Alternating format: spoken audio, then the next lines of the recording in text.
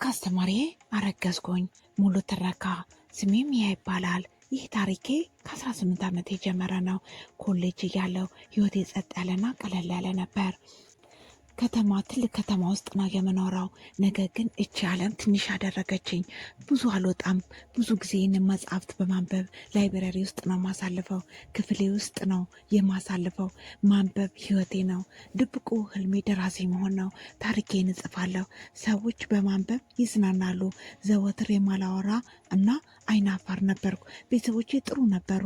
በስራ ብዙ ይደክማሉ። ዘወትር ከባድ ነው ስራው።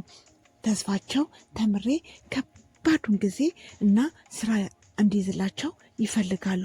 ስለ ህልሜ አያውቁም። መጽሐፎችን እንደምጽፍ የመጀመሪያ ዓመት ከቤተሰቦቼ አቅራቢያ መኖሪያ ኮሌጅ ትምህርትን ጀመርኩኝ። ከቤቴ አቅራቢያ መሆኑ ነው ቀለለኝ። የምወስደው ኮርስ በጥንቃቄ መረጥኩኝ። አንድ ክላስ ለኔ በጣም አስፈላጊ ነው። የምጽፍበት ክላስ በጣም ደስተኛ ለመማር እንዴት ታሪክ እንደምጽፍ አስተማሪ ታሪክ አጻጻፍ መምሬ ሚስተር ዴቭ ሎ ሁሉንም ሲጠራ እድሜው ከፍ ያለ ነው። 36 ዓመቱ ነው። ነገር ግን ሲታይ ወጣት ነው። ከሁሉም ትሁት ነው። ሰማያዊ አይን፣ ቡኒ ጸጉር፣ ሁልጊዜ ፈገግተኛ ነው። ድምፁ ቀለል ያለ ነው። ሲያስተምር ኩሩና በጣም የሚያስብ ነው። የክፍል ተማሪዎች የእውነት ይወዱት ነበር። ዴቭ እንደ ጓደኛ ነበር ሲያስተምርና ሲያስብልን የነበረው። ጥሩ እንዲሰማቸው ተማሪዎቹ ታሪክ በጣም አስፈላጊ እንደሆነ ይረዳቸው ነበር። ለስራው በጣም ጎበዝ ነው እና ያውቃልም እንዴት ሁሉንም እንደተረዱ ያረጋግጣል። ሁሌም ተማሪዎቹ ኩሩ እንዲሆኑ ያስባል። ነገር ግን ሁልጊዜ ፕሮፌሽናል ነው። ክፍል ውስጥ ለሁሉም ተማሪዎች በድርጊትም በቃላቶቹም ተመሳሳይ ነው።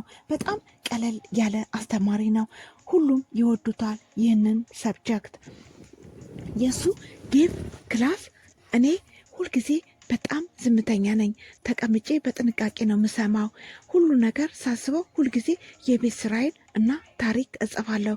ለክፍል ፈተና በጣም ያዝናናኛል።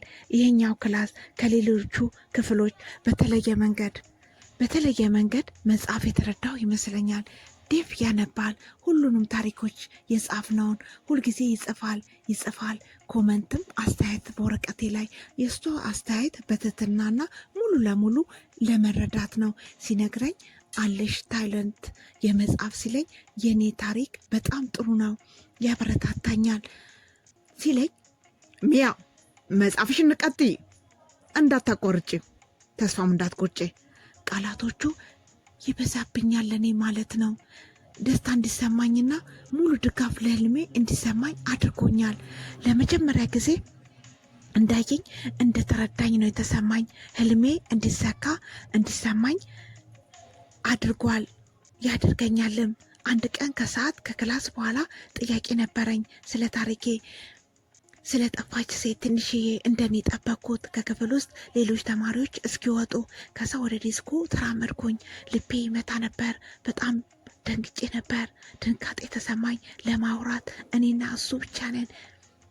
እንዴት ቀስ ብዬ ወረቀቶቹን እያየ እና በትህትና እኔን በፈገግታ እሺ ሚያ ልረዳሽ እችላለሁ እንዲረዳኝ ጠየቅኩት። ታሪክን እንዴት እንደምጨርሽ አላውቅም። እንደገና ፈገግ አለ።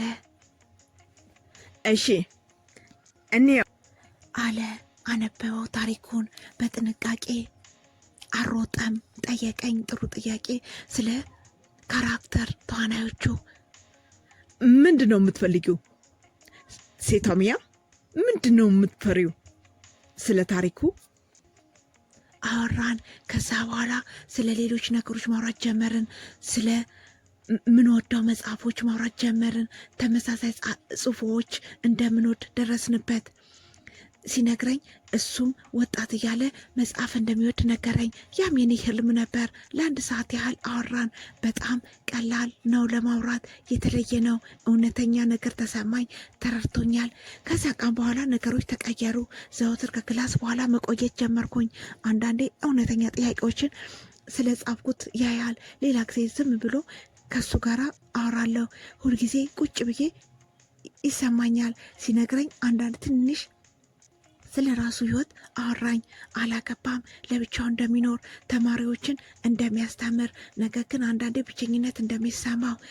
ግንኙነት ጀመርን። በጥንካሬ ለማደግ ከማንም አስበልጬ ማየት ጀመርኩኝ። ስለ መጻፍ አይደለም፣ ስለ እሱ ነው። በምን አይነት መንገድ ነው የሚያየኝ? ሳወራለት ፈገግታውን ወደድኩት። ግማሽ ስሜት እንዲሰማኝ ጀመርኩኝ ስለ ራሱ። ይህ ፍላጎቱ በጣም ጥንካሬ ነው። አውቃለሁ ፍላጎታችን ተማሪ ከአስተማሪ ጋራ አይፈቀድም። አውቃለሁ እንደ ተሳሳትኩ። መምሬ ነበር። 36 ዓመቱ ነው። እኔ 18 ዓመቴ ነበር። 18 ዓመት ልዩነት ነበረን። ቤተሰቦቼ ሊናደዱብኝ ይችላሉ። ኮሌጅ ሊቀጣን ይችላል። ከውስጤ በራሴ ደበኩት። አንዳንዴ ሳስበው ዴቭ እንደዚህ ይሰማዋል። ስናወራ አይኑ በሀዘን ሳየው አቆማለሁ። ፈገግታውን በሲሪየስ ነው የሚያየኝ። መራቅ ጀመርኩ። በመካከላችን አንዳንዴ ይጠራኛል፣ ሊያወራኝም ይሞክራል። ስለ መጽሐፍ ብቻና ስለ ክላስ ወርክ። በመካከላችን የሚሰማን ግንኙነት እስካሁንም ነበረ። በጨለማ ክፍል ውስጥ ትንሽዬ እንደ መብራት ያህል አልተዘጋጋንም። ሁለታችንም ስሜት አለን። ስለ ግንኙነታችን እናወራለን። ኮሌጅ ላይብራሪ ከዛ ነበርኩኝ። አልወጣም፣ ዘገየው። ጨርሼ ስራዬን እና እየተራመድኩ ወደ ዋናው በር ወደ ውጪ ጨለማ ነበር። ዝናብ በኃይለኛው ይዘንብ ነበር። ዝናቡን እያየው ጥላ የለኝም ዛሬ እና ተቀመጥኩኝ ከበሩ አጠገብ። እስኪያቆም ጠበቅኩት። ሳስበው በዚህ ኃይለኛ ዝናብ መሄድ አልችልም። ድንገት በሩ ተከፈተ። እንደገና ዴቭ ነበር። በሩ ተከፈተ። እንደገና ዴቭ ነበር። ኮሌጅ ውስጥ ነበር። እሱም ሲያይ ሰርፕራይዝ ሆነ። ሚያ እስካሁን እዚሁ ነሽ? አሁን እየተማርኩ ነበር። ቀስ ብዬ መለስኩለት። ጥላዬን ረስቼው መጣው። ትንሽ ፈከክ አለና የኔንም ረስቼው መጣው አለ። አንድ አለኝ ግን በጣም ትንሽ ናት። እያየኝ ዝናብ ኃይለኛ እየዘነበ ስለሆነ የት ነው የምትኖሪው? ትንሽ መንገድ አብረሽ ወክ ማድረግ እችላለሁ። ትንሽ መንገድ።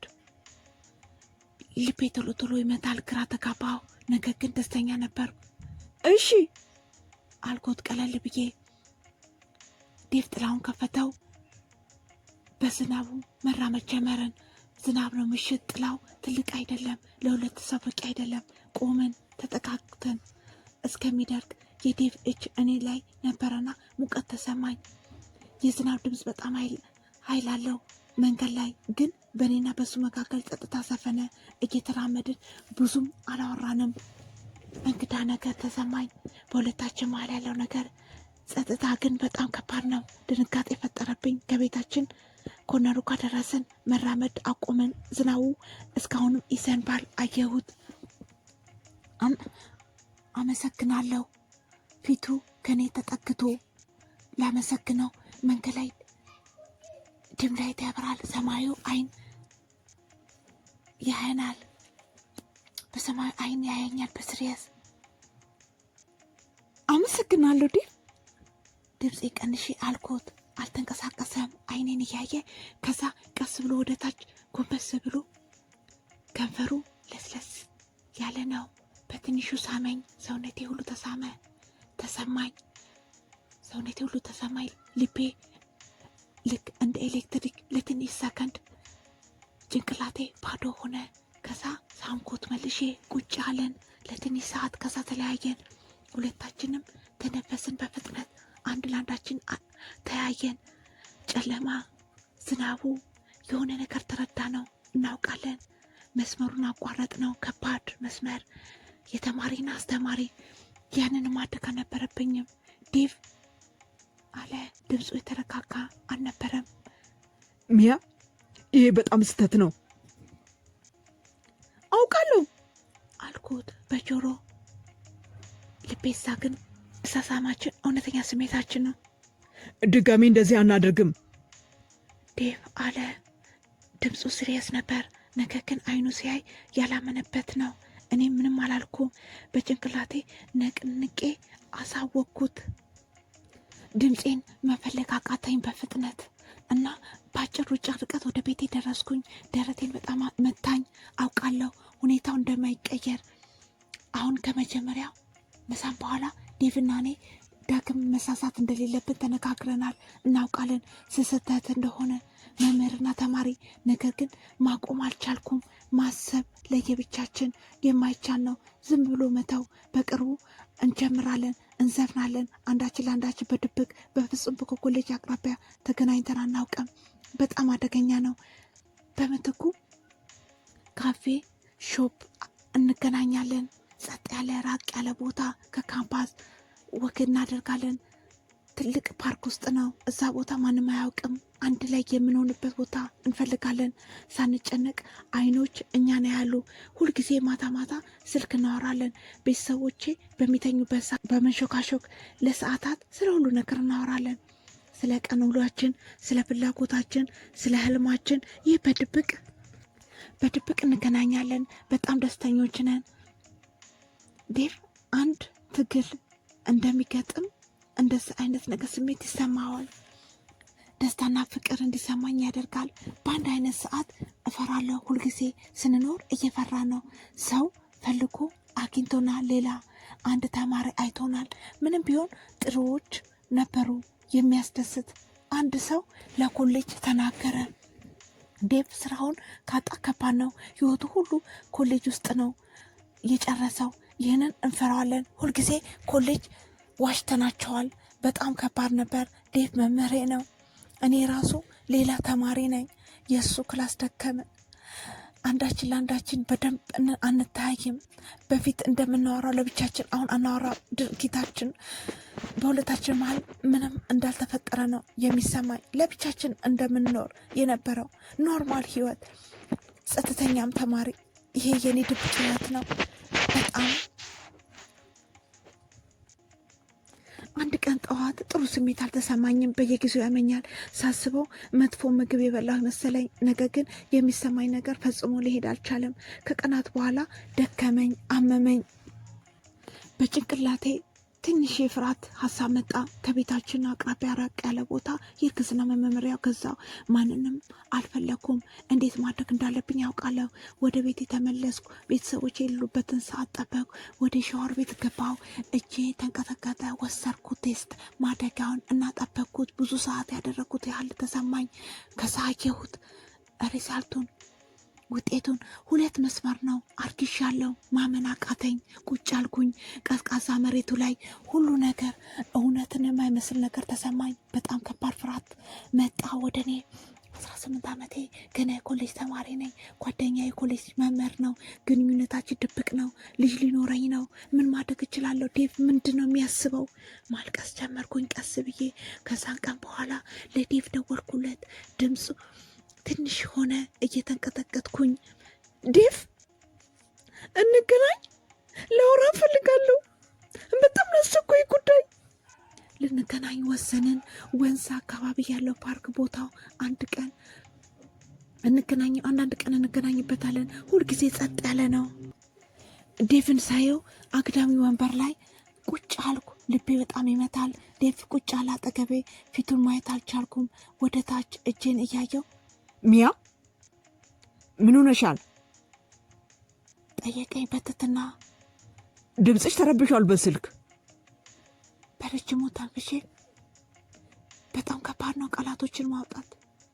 ዴቭ ቀስ ብዬ ዶክተር ካይቼ ነበር። ቼክ ተደረኩኝ። እርጉዝ ነኝ። ፓርኩ ጸጥ ብሏል። ወፎች ድምፅ መስማት እንኳን አልቻልኩም። የዴቭ ድምፅ ዝም ማለቱ። በመጨረሻ ፊቱን አየሁት። ፊቱ ገርጥቷል። በጣም ደንግጧል። ሙሉ ለሙሉ ለ1 ደቂቃ እንኳን ምንም ነገር አላለም። ወደፊት ለፊቱ እየተመለከተ ምናልባት ተናዷል፣ ምናልባት ጥሎ ሊሄድ እያሰበ ነው። እምባዬን መፍሰስ ጀመረ። ከዛ ዴቭ ዞር ብሎ አይኑ ተልቋል እና የድንጋጤ ፍርሃት እጄን ቀስ ብሎ ያዘው። እጁ ቀሰቀሰኝ። አርግዘሻል? በጆሮዬ ቀስ ብሎ። ቃሎቹ እንግዳ ነበሩ። እውነትሽ ነው? አሁን ማልቀሴን አላቆምኩም። አርግሻለሁ። አይኑን ጨፈነ ለሰከንድ። ከዛ እኔ በቀጥታ አይኖቼን እያየ እሺ። ድምፁ ለስለስ ያለ ነው ግን ሲሪየስ ነው። አቅፎኝ ማልቀሴን አላቆምኩም። ትከሻው ላይ በጣም ፈርቻለሁ። በኮቱ ውስጥ ገባው። አውቃለሁ በማለት አለቀሰ አብሮኝ። ፈርቻለሁ፣ የእውነት በጣም ፈርቻለሁ አለ። አብረን ቁጭ አለ ለብዙ ሰዓት። ቀለል ያለ መልስ አጣን። ያለንበት ሁኔታ በጣም አስቸጋሪ ነው። ኮሌጁ ልጅ መውለዳችንን ካወቁ የኔና የእሱ ግንኙነት ከደረሱበት ስራውን ያጠዋል። የኔም ኮሌጅ ውስጥ ያለንበት ሁኔታ በጣም አስቸጋሪ ነው። ኮሌጁ ልጅ መውለዴን ካወቁና የኔን የእሱ ግንኙነት ከደረሱበት ስራውን ያጠዋል። የኔም ኮሌጅ ውስጥ ያለው ህይወቴ ያበቃል። የማይሆን ነው። ቤተሰቦቼ በጣም ያዝናሉ፣ ይቆጣሉ። ምን አይነት ምርጫ አለን? ልጁን ማቆየት ይቻላል? አለመውለድ እንዴት ይሆናል? ገንዘብ የለንም፣ ቤት እንኳን የለንም ለሁለታችን የሚሆን። ይህም አይሆንም። ውስጤን የመረበሽ ስሜት ተሰማኝ። የህመም ልጃችን ነበር። ዴቭ እጄን ያዘ ከፊቴ መካከል በእጁ። ሳሚሚያ ትልቅ ዜና ነው፣ አስፈሪ ዜና ነው። ግን ሁለታችንም አንድ ላይ ነን።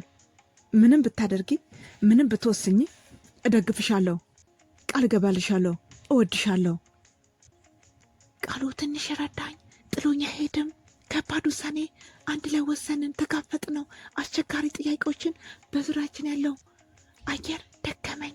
ሚስጥራችንን ደብቆ መያዝ እንረዳለን። ለፍቅራችን ከባድ ነገር ነው ይህ ችግር በዴቭ ስራና እኔ ደግሞ በትምህርቴ ላይ። ነገር ግን አንድ ቀን ከሰዓት አልተጠነቀቅንም። በበቂ ወክ እያደረግን ጸጥ ያለ ስፍራ ከኮሌጁ ካምፓስ አቅራቢያ ብዙ ተማሪዎች ወክ ያደርጋሉ። ሁልጊዜ በትንሹ ዴቭ እጄን ወስዶ ደስ የሚል ተዝናናን እና ረሳ ነው መጨነቅ፣ ማን ያየናል የሚለው ነገር። አንድ ሰው የክላሴ ልጅ አየችን። ስሟ ሴራ ይባላል። አውቃታለሁ። አትወደኝም በጣም። አየችን። ዴቭ ተጠምጥሞብኝ አቅፎኝ በተለየ መንገድ አየችን። ለሰከንድ ሁሉ ነገር አየች፣ አረጋገጠች የምትፈልገውን። በሚቀጥለው ቀን ኮሌጅ ፍላጎታቸው የተለየ ነበር። የሁሉም አይን እኔ ላይ ነው ተሰማኝ። ሁሉም ቦታ ሲሄድ ወደ ክፍል ስገባ ተማሪዎች ማውራት ያቆማሉ። በጆሮዬ ሰማሁ። ከበስተው ላይ ሲንሾካሾኩ ሰማኋቸው። ስለ እኔና ስለ ዴቭ አንድ ላይ ናቸው። በጭምጭምታው ወሬው ተሰራጨ በፍጥነት ልክ እሳት በደረቅ ሳር ላይ እንደተወረወረ። ዋናው ኃላፊ ኦፊስ ውስጥ ጠራው። ኃላፊው በጣም አስፈላጊ መሪ የኮሌጅ ነው። ሲያየው ደስተኛ ባልሆነ መንገድ ተመለከተው። ነገረው ስለ ተማሪዋ፣ ስለ አመለካከቱ ጉዳዩ ሲል ኮሌጁ ምርመራ አድርጓል። ዴቭ መለሰ። ብዙ ጥያቄዎችን፣ አስቸጋሪ ፍርሃት ተሰማው። ከዛ የኔ ተራ ነበር። ኦፊስ ሄድኩኝ። የኮሌጅ ኦፊስ ጠየቀኝ። ከክላስ ውጭ ግንኙነት አላችሁ ከዴቭ ጋር ብላ ጠየቀችኝ። እጄ ተንቀጠቀጠ። ህመም ተሰማኝ። እናውቃለን፣ ካሁን በኋላ መደበቅ አንችልም እውነትን። ብዙ ሰዎች ያወራሉ። የእኛ ሚስጥር በመጨረሻ ወጣ፣ ተከፈተ። ሁሉም ሰው አወቀ። ዴቭ ወስኖ እውነቱን ተናገረ። አምኖ ሁሉ ነገር ለዲኑ ነገረው። አዎን አለ። ፍቅረኛሞች ነን፣ ግንኙነት አለን። ዲኑ ሙሉ ኃላፊነቱን ወሰደ። በብዙ መከራ ችግሩን ለመፍታት ተስፋው እኔ መንከባከብ ነው። በጣም ተረበሸ። የኮሌጅ ህጉ በጣም ግልጽ ነው እና ቀጥታ ነው። መምህራን፣ ተማሪ ሮማንቲክ በፍጹም አይፈቀድም። የኮሌጅ ኃላፊ እርምጃ ወሰደ በፍጥነት። ምክንያቱም ዴቭ አምኗል ግንኙነታችን። ስለዚህ ወዲያ ወሰኑ። ዴቭ ፈርቶ ነበር። ስራውን አጣ። ተመሳሳይ ቀን ሙያው ከኮሌጁ አጠናቆ ነበር። ጥሩ ስም፣ የሱ ዝና ለእኛ እውቅ ቲቸር መሆኑ ነው። ሁሉም ስሙ ምን እንደተፈጠረ በፍጥነት የኔ ድብቁ ፍቅረኛ አገኙት። በቃ እንደዚህ ነው የኔና የዴቭ ህይወት ለሁሉ ጊዜ ተቀየረ። ስራውን ካጣ በኋላ ዴቭ ነገሮች በጣም አስቸጋሪ ነበሩ። እኔን ከኮሌጅ እንድለቅ አላደረጉም። ነገር ግን ተሰባብሬ ስለነበረ ሳልፍ ሳገድም ያዩኛል ተማሪዎች፣ እኔን ያሙኛል። አንዳንዶቹ ያዝናሉ። በእኔ በጣም እፍረት ይሰማቸው ነበር። ብቸኝነት ይሰማኛል። ከባድ ችግር ለቤተሰቦቼ ተነገራቸው። ከኮሌጅ ስለኛ ግንኙነት ወደ ቤት ሲሄድ አባቴ በጣም ተናዶ ነበር። ጮኸብኝ፣ ጠየቀኝ። እንዴት እንደዚህ አደረግሽ? እናቴ ታለቅሳለች ሳታቋርጥ። ሁሉም ተደናገጡብኝ። በጣም ተስፋ ቆረጡብኝ። ቃላቶቻቸው ውስጤን አሳመመኝ። ሁሉ ነገሬ እንደተበላሸ ተሰማኝ። ከዛ የኔ ሌላኛው የተደበቀው ነገር ነገርኳቸው። እንባዬን እየረጨው ነገርኳቸው። አረገዝኩ። ቤቱ ጸጥ አለ። እናቴ ማልቀሷን አቆመች። አይኗን አተልቃ ማየት ጀመረች። የአባቴ ፊቱ ቀለም ተቀየረ። ቁጣው ሄደ። በሀዘንና በማይታመን ሁኔታ እያየኝ ቃላቶቹ አጠሩኝ። አለቀብኝ። አለቅሳለሁ። በየቀኑ ቤተሰብ አያወራኝም። በጣም የኮሌጅ ጓደኞቼ መደወል አቆሙ። የመገለል ስሜት ተሰማኝና ልቤ ተሰበረ። ዴቭ ብቻውን የሚረዳኝ፣ የእሱም ስራውን አቶ ከባድ ሆኗል። በየቀኑ ይደውልልኛል። ሲነግረኝ እንደሚወደኝ ነው። ሲነግረኝ እንጋፈጠዋለን አንድ ላይ ሆነን ይለኛል። ጥንካሬን ይሰጠኛል። በመካከላችን ሁሉም አዝነዋል፣ ፈርደውብኛል። ትልቅ ውሳኔ ወሰንኩኝ። ሕፃኑን መጠበቅ እንዳለብኝ፣ መውለድ እንዳለብኝ። አስፈሪ ምርጫ ነበረ። በ18 ዓመቴ ሴት ልጅ። ነገር ግን ትክክለኛ ልቤ የነገረኝ ይህ ቤቢ በፍቅር መሀል የተገኘ ነው። ዴቭ በውሳኔ ደስተኛ ነበር። ስራ መፈለግ ጀመረ። አዲስ ወዲያውኑ ቀላል አልነበረም። ምክንያቱም ይረበሽ ነበር። ኮሌጅ አካባቢ ብዙ ቦታ ሊቀጥሩት አልፈለጉም። አንዳንዴ ስራ ይፈልጋል፣ የጽሁፍ ስራ ካምፓኒ ውስጥ፣ ግን ሌላ ከተማ ከኛ ከምንኖርበት ሩቅ ቦታ። ነገር ግን እድሉን ለመጠቀም እንደገና ጀመርን። እቅድ አወጣን። በቅርቡ የኔ መማርበት ኮሌጅ ሴሚስተር አልቋል። ወደ አዲስ ከተማ ልንቀይር ነው። አንድ ላይ አዲስ ህይወት ልንጀምር ነው። ቤት ውስጥ መቀመጥ በጣም ከባድ ነው። ቤተሰቦቼ ቻው ማለትም በጣም ያማል። እናቴ አቀፈች ለረጅም ሰዓት እያለቀሰች ስትነግረኝ ራስሽን ጠብቂ። አባቴ ብዙም ነገር አላለም፣ ብቻ ፈቃደኛ ነው። ፊቱ አዝኗል። ቻው ማለት በጣም ከባድ ነው። አዲስ ህይወት መጀመር። አዲስ ከተማ ገባን። ዴቭ ስራ አገኘ። ትንሽ አፓርትመንት አገኘን። ትልቅ አልነበረም። በግልጽ አብረን መኖር ጀመርን። አሁን ህይወት በጣም ከባድ ነው። ምንንም አናውቅም። እዚህ ከተማ ውስጥ ሰዎች ስለኛ ታሪክ ማንም የሚያውቅ የለም። ግን ዴቭን ያዩታል። ከኔ በጣም በእድሜ ይበልጣል። እኔ ወጣት ነኝ፣ ግን አርግሻለሁ። አንዳንድ ሰው ያየናል በእንግዳ መልክ፣ አንዳንዱ ሀሜት እሰማለሁ። ባሏ ነው ጣት ይቀስሩብናል። እኔና ዴቭ ያሳምመን ነበር። ላለመስማት እንሞክር ነበር። ትኩረታችን ስለ አዲስ ህይወታችን ስለሚወለደው ልጅ ላይ አደረግን። ከትንሽ ወራት በኋላ ወለድኩኝ ሴት ልጅ። የልጄ ስም ሊሊ። የልጄን እጅ ያዝኩት። በጣም ደስተኛ ነበርኩኝ። ደስታ ተሰማኝ። ሊሊ በጣም ንቁና ቆንጆ ነበረች። አሁን ልጅ አለኝ። በጣም ድንቅ ነው፣ ግን ደግሞ አስቸጋሪ ነው። ብዙ ገንዘብ የለንም። ዴቭ ለብዙ ሰዓት ይሰራል በየቀኑ። እኔ ቤት ነኝ ከሊሊ ጋር። ጓደኛ የለኝም፣ ወይ ቤተሰብ ወይም ጎረቤት የሚረዳኝ የለም። ቤተሰቦች ናፈቁኝ። አንዳንዴ ብቸኝነት ይሰማኛልና ይጨንቀኛል። ስለ ገንዘብና ስለሚቀጥለው ህይወታችን ነገር ግን ሊሊ ደስታን አመጣች። እዚህ ትንሹ ቤታችን ውስጥ በጣም ደስተኛ ህፃን ትማራለች፣ ትስቃለች እና ትጫወታለች። ሊሊ ታሴማለች በፈገግታ። ጠንካራ እንድሆን ታድርገኛለች። ዴቭ በጣም ጥሩ አባት ነው። ሊሊን በጣም ይወዳታል፣ ይረዳኛል። ቤት ውስጥ ስሆን ጠንካራ ፍቅር ስላለን ከባዱን ጊዜ አለፍነው። ተማሪን በእውነት አንዳችን ለአንዳችን ተማርን። ዴቭ ሁልጊዜ ይደግፈኛል። ህልሜን እንድጽፍ ሁልጊዜ ይጠይቀኛል። ስለምጽፈው ታለንታለሽ ይለኛል። ልልዬ ለግማሽ ሰዓት ትምህርት ስትሆን እኔ ሰዓት አለኝ። እንደገና መጻፍ ጀመርኩኝ። ዴቭ ያበረታታኛል። የምጽፈውን ያነባልና ሀሳብ ይሰጠኛል። ተስፋ እንዳልቆርጥ እኔም ወሰንኩኝ ታሪኬን ለመጻፍ። ዴቭ ጋር እንዴት እንደተገናኘን፣ ስለ ድብቅ ፍቅር፣ ስለ ቤቢ፣ ስለ አዲስ ህይወት፣ ስላለፈው ህይወቴ ከባድ ነበር በሐዘን ያሳለፍኩት ጊዜ መጽሐፍ ስለገጠሙኝ ችግሮች ግን መጽሐፍ ይረዳኛል። ፍላጎቴን በጥሩ በደንብ እንድረዳው ሁሉ ነገር መጽሐፉን ጨረስኩት። ለካምፓኒ ላኩት መጽሐፍ እንዲያደርጉት። ብዙ ካምፓኒዎች እምቢ ያሉኝ፣ ነገር ግን በመጨረሻ ትንሽ ካምፓኒ እሺ ያለኝ መጽሐፉን ሊያሳትመው በጣም ደስ አለኝ። ህይወት ሁልጊዜ ቀላል አይደለም። እስካሁኑ ችግሮች አሉ።